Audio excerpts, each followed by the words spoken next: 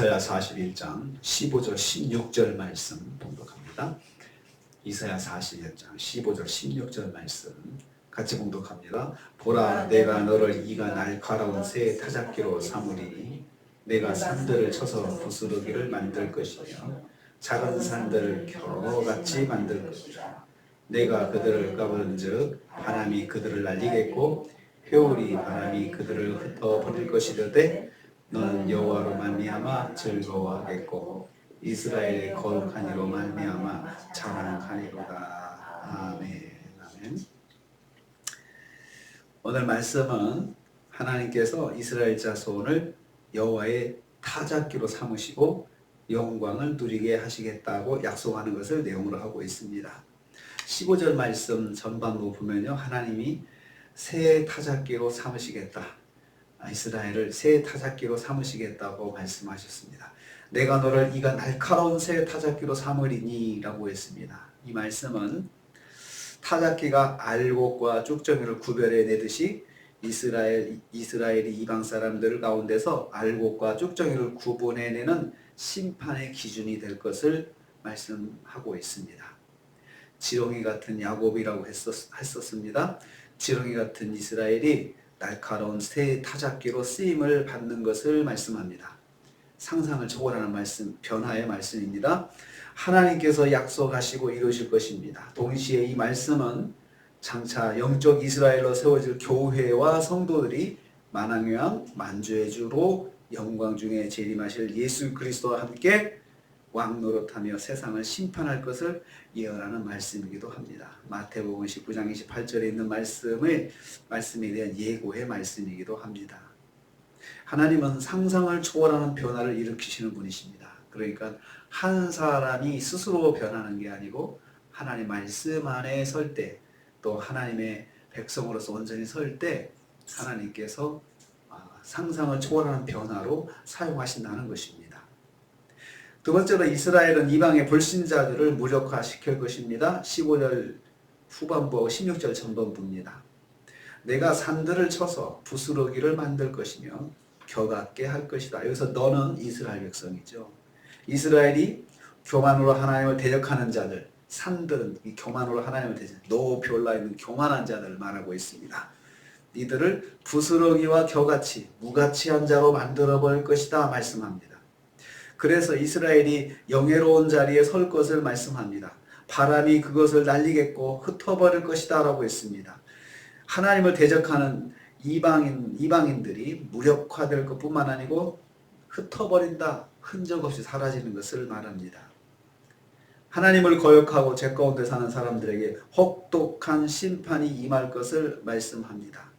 하나님의 심판이 바람처럼 폭풍처럼 임할 것이다 라고 말씀합니다. 회역적이 태풍이 불면 초속 100m 이렇게 불면 다 날아가죠. 있던 고정되어 있는 모든 시설물들이 가만히 견디지 못합니다. 그런데 거기에 가루, 이런 겨 같은 것들, 말할 수 없이 흔적 없이 사라져 버리죠. 하나님의 심판이 악인들에게 불가항력적으로 임할 것입니다. 세 번째로 하나님의 택한 백성은 즐거움과 자랑 가운데 있을 것입니다. 16절 후반부입니다. 너는 여호와로 말미암아 즐거워하겠고 라고 했습니다. 직역하면 이 말씀은 직역하면 이렇습니다. 너는 여호와 안에서 기뻐 뛸 것이다. 너는 여호와 안에서 기뻐 뛸 것이다 라고 말씀합니다. 여호와 안에서라는 말은 여호와의 말씀에 순종하고 여호와를 전적으로 의지하는 상태를 말합니다. 즉 여호와를 의지하는 택한 백성에게 주는 선물은 기쁨이라는 것입니다. 이스라엘을 거룩한 자로 인하여 자랑하리라 라고 했습니다. 자랑하는 히브리는 할랄인데요. 할랄은 소리가 분명히 들리거나 빛이 매우 밝게 빛나는 거 말합니다. 돋보이는 거죠. 할랄은 돋보인다. 하나님께서 돋보이게 만들어 주시겠다는 뜻입니다. 확실하게 드러내 보여주시는 것을 말합니다. 하나님께서 말씀 안에 순종하고 사는 백성들을 영광스럽게 드러내 보이시겠다는 말씀입니다.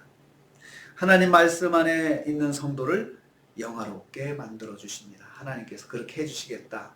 이것을 오늘 말씀하고 있습니다. 이스라엘 백성들에게 계속해서 용기를 주시는 말씀하고 있습니다. 포로 생활하고 있지만 이제 소망이 있음을 그들에게 말씀하시면서 반드시 하나님께서 그렇게 만들어 주시겠고, 지금 너희를 지금 속박 가운데 너희를 괴롭히는 이방 사람들, 이 사람들은 결국 하나님의 심판 가운데, 피할 수 없는 심판 가운데 올 것이니까 소망을 가지고 하나님의 말씀 안에 거하라고 권면하고 있습니다. 오늘 말씀은 이렇습니다. 하나님 말씀 안에 있는 성도는 결국 하나님께서 영화롭게 만들어 주신다. 그러니까 현재의 고난은 그 장차올 그 영광과 좋게 비교할 수 없는데, 하나님께서 그 소망을 주시니 하나님 말씀을 붙잡고 말씀 안에서 살아야 된다라고 그렇게 권면하고 있습니다. 내가 너를 새 타작기로, 날카로운 새 타작기로 삼으실 것이다 라고 말씀했습니다.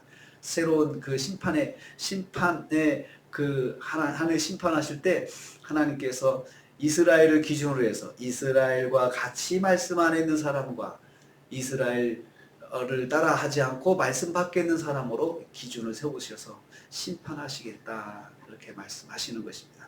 그러므로 이 땅을 살면서 하나님의 백성들을 보고 살면 내가 어떻게 살 수 있는가, 앞으로 하나님의 심판에서 어떻게 살아날 살 수 있을까, 그 방법을 찾아볼 수가 있다는 거죠. 저 사람들을 보면 된다. 성도를 보면 하나님의 심판에서 벗어날 수 있는 살 길을 찾아낼 수 있다는 것입니다. 오늘도 우리가 하루를 삽니다. 하나님 말씀 안에 있는 성도는 하나님께서 반드시 영화롭게 해주시겠다고 말씀해 주셨습니다.